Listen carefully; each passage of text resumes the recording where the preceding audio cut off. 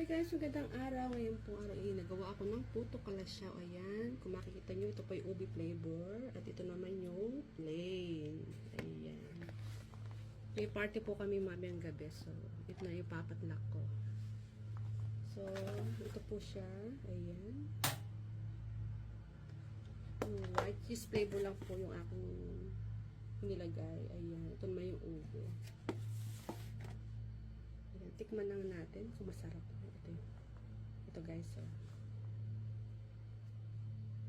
Kung anong lasa niya. Ayan, ayan, ayan siya. Okay, mukhang perfect naman siya guys. Malambot siya, oh. Ayan. Okay, ayan po ang loob niyan. Ayan, tikman natin kung masarap.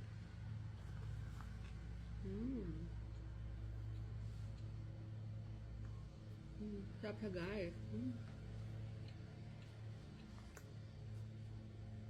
Yun naman po yung ubi flavor ko. Masarap siya. Ito po siya.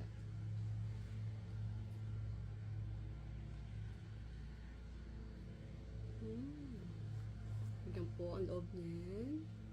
At tikman na natin.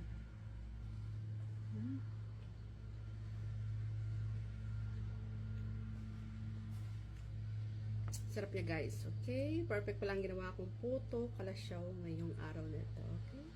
Thank you for watching.